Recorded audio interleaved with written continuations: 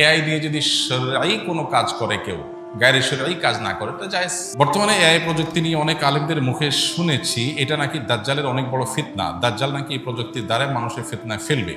এই কথাটি কতখানি যুক্তিসঙ্গত তা কোন হাদিসের আলোকে পেশ করুন, আর এআই সম্পর্কে কিছু দিক নির্দেশনামূলক বার্তা দিন। এআইকে দাজ্জালের ফিতনা বলছেন অনেকেই, এটা তাদের গবেষণা, এটা তাদের ইস্তিহাদ, লাহু ফাহাম। যিনি বলেছেন এটা কোনো হাতমি বিষয় না, এটা কোনো কোরআন সুন্নাহ বর্ণিত মানসুস কোনো বিষয় না যে হ্যাঁ এআই এর ব্যাপারে হাদিস কোরআন আসছে।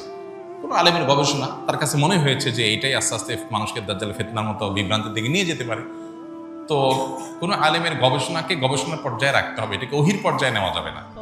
এটা হতে পারে, নাও হতে পারে, দাজ্জালের ফিতনাটা অন্য কোনোটা থেকে আসতে পারে, এগুলো কোনোটাকে নিশ্চিত বলার সুযোগ নেই। হ্যাঁ, আমাদের কাছে যদি মনে হয় যে না এটা দাজ্জালের ফিতনা, এটা থেকেই মনে হয় আসবে, তাহলে সেটাকে সেভাবে বলা উচিত, যেটা আমার ধারণা, আমার মনে হয়।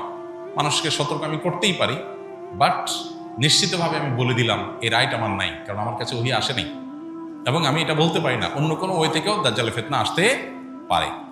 তবে এটা ঠিক যে এটা এক ধরনের ফিতনা এবং বিভ্রান্তিতে মানুষকে ফেলে দিচ্ছে, উম্মাকে ফেলে দিচ্ছে, এবং নানাবিধ ফিতনার দুয়ার উন্মোচন করছে। ফিতনা কোথায় গিয়ে ঠেকবে, কত বড় আকার ধারণ করবে, সেটা আল্লাহু আলাম।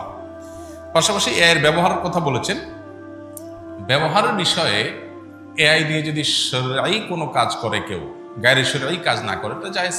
এটা একটা টুল বা এটা একটা টেকনোলজি, এটাকে ব্যবহার করে যদি শরিয়া নিষিদ্ধ নয় এমন কাজ কেউ করে তাহলে সেটা করতে অসুবিধা নেই। কিন্তু শরিয়া যেটা নিষিদ্ধ সেরকম কাজ যদি কেউ করে, প্রতারণামূলক কিছু করলো, কোনো সৃষ্টির অবয়ব তৈরি করলো, এমন কিছু করলো যেটা শরিয়া অনুমোদন করে না, তাহলে সেটা এআই দিয়ে করলেও নাজায়েজ হবে, অন্য কোনোভাবে করলেও কি হবে, নাজায়েজ হবে।